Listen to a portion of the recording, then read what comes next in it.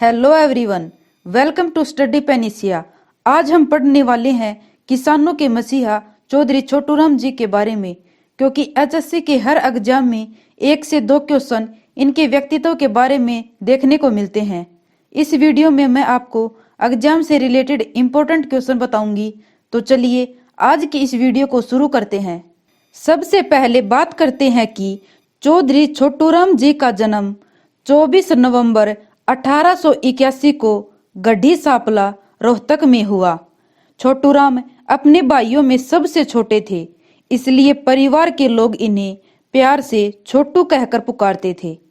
अगर हम इनके वास्तविक नाम की बात करें तो इनका वास्तविक नाम रिछपाल था, परंतु इन्हें इनके वास्तविक नाम से न पुकारकर चौधरी छोटूराम के नाम से पुकारते थे। इनके पिता का नाम सुखीराम तथा माता का नाम सरला देवी था।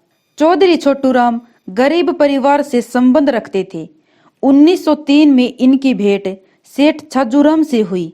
सेठ छाजूराम जी एक दानवीर सेठ थे। इन्होंने ही चौधरी छोटूराम की पढ़ाई का खर्चा उठाने का जिम्मा लिया और चौधरी छोटूराम को रहने के लिए प्रेम निवास रोहतक में बनवा कर दिया। इसके साथ ही अगर हम बात करें तो सन 1905 में चौधरी छोटूराम ने अपनी स्नातक की पढ़ाई सेंट स्टीफन कॉलेज दिल्ली से पूरी की और 1911 में ये वकालत की डिग्री लेने आगरा पहुंचे।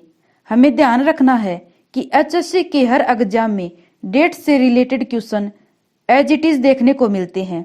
तो चलिए एक बार फिर से क्विक रिवीजन करते हैं कि इनका जन्म 24 नवंबर 1881 को हुआ। 1903 में इनकी मुलाकात दानवीर सेठ छाजूराम से हुई और 1905 में स्नातक की डिग्री दिल्ली के कॉलेज सेंट स्टीफन से प्राप्त की और वकालत की डिग्री आगरा से 1911 में प्राप्त की। इससे आगे देखते हैं, इन्होंने 1916 में एक प्रसिद्ध पत्रिका जाट गजट निकाली। यह एक साप्ताहिक पत्रिका थी जो कि उर्दू भाषा में निकाली गई थी। अगर हम बात करें प्रथम विश्व युद्ध की, जो कि 1914 से 1918 तक चला, इसमें चौधरी छोटूराम ने अपना महत्वपूर्ण योगदान दिया। इन्होंने रोहतक से 22,144 जाट सैनिक भर्ती करवाए। आगे चलकर ये 1916 में कांग्रेस कमेटी के अध्यक्ष चुने गए। इसके साथ ही अगर हम बात करें तो छोटूराम जी गांधी जी द्वारा चलाए गए असहयोग आंदोलन के पक्ष में नहीं थे। इन्होंने 1920 में कांग्रेस पार्टी छोड़ दी। फिर इन्होंने 1923 में एक यूनियनिस्ट पार्टी की स्थापना की। इस पार्टी को बनाने में इनका साथ फैजल हुसैन अली ने दिया। आगे चलकर इन्होंने 1924 में एक जमींदारी लीग की भी स्थापना की। इस जमींदारी लीग की स्थापना का उद्देश्य यूनियनिस्ट पार्टी का प्रचार प्रसार करना था। छोटूराम जी की बढ़ती हुई लोकप्रियता को देखते हुए 1927 में इन्हें राय बहादुर की उपाधि तथा 1937 में सर की उपाधि दी गई। इसके साथ ही अगर हम बात करें तो सन 1937 में ही पूरे भारत में प्रांतीय विधानमंडल के चुनाव हुए। चौधरी छोटूराम व इनके साथियों ने सर फैजल हुसैन के साथ गठबंधन कर लिया और सर सिकंदर हयात खान के साथ मिलकर यूनियनिस्ट पार्टी का गठन किया। इस चुनाव में चौधरी छोटूराम को विकास व राजस्व मंत्री का पद दिया गया। इसके साथ ही हरियाणा व पंजाब में यूनियनिस्ट पार्टी अपनी सरकार बनाने में सफल रही। आगे चलकर 1938 में छोटूराम जी ने एक मार्केटिंग बोर्ड की भी स्थापना की। इस बोर्ड की स्थापना का एकमात्र उद्देश्य किसानों को उनकी फसल का अच्छे मूल्य दिलाना था। इसलिए छोटूराम जी ने अनेक समाज सुधारक कानूनों के जरिए किसानों को शोषण से निजात दिलवाई। एक बार फिर से क्विक रिवीजन करते हैं। चौधरी छोटूराम जी का जन्म 24 नवंबर 1881 को गढ़ी सापला रोहतक में हुआ।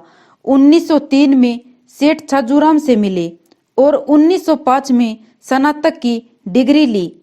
1911 में वकालत की डिग्री आगरा से प्राप्त की। इसके साथ ही 1916 में उर्दू भाषा में साप्ताहिक पत्रिका जाट गजट निकाली और 1916 में ही कांग्रेस पार्टी के अध्यक्ष चुने गए। 1923 में यूनियनिस्ट पार्टी और 1924 में जमींदारी लीग की स्थापना की तथा 1927 में राय बहादुर की उपाधि और 1937 में सर की उपाधि प्राप्त की। 1938 में मार्केटिंग बोर्ड की स्थापना की। चलिए अब इससे आगे बात करते हैं कि छोटूराम जी को और अन्य किस नाम से पुकारा जाता था। अगर हम बात करें तो ये अपनी सैलरी का 1/3 हिस्सा गरीब बच्चों की पढ़ाई पर खर्च करते थे, क्योंकि इन्होंने खुद भी गरीबी का सामना किया था। उनकी इसी बहादुरी को देखते हुए चौधरी छोटूराम जी को दीनबंधु की उपाधि मिली। इसके साथ ही इन्हें जमींदारों का मसीहा, गरीब किसानों का मसीहा और रहबरे-ए-आजम के नाम से भी पुकारा गया। इससे आगे बात करें तो चौधरी छोटूराम जी को भाखड़ा डैम प्रोजेक्ट का जन्मदाता कहा जाता है, क्योंकि इन्होंने बिलासपुर के राजा से भाखड़ा डैम बनाने के लिए जमीन ली थी, इसलिए इन्हें भाखड़ा डैम प्रोजेक्ट का जन्मदाता कहा जाता है। जबकि हमें ध्यान रखना है कि भाखड़ा डैम में पानी इनकी मृत्यु के बाद आया। इसके साथ ही अगर हम इनके जन्म स्थान गढ़ी सांपला की बात करें तो वर्तमान में इसका नाम बदलकर चौधरी छोटूराम नगर के नाम से जाना जाता है। छोटूराम जी की मृत्यु 9 जनवरी 1945 को लाहौर में हुई। इस महान हस्ती को याद रखने के लिए इनकी जन्मस्थली पर ही एक 64 फीट ऊंची इनकी प्रतिमा का अनावरण किया गया है।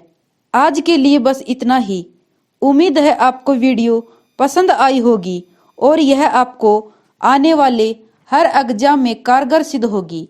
सो वीडियो को ज़्यादा से ज़्यादा लाइक करें, शेयर करें और सब्सक्राइब करना ना भूलें, ताकि ऐसी ही लेटेस्ट वीडियो आपको मिलती रहे।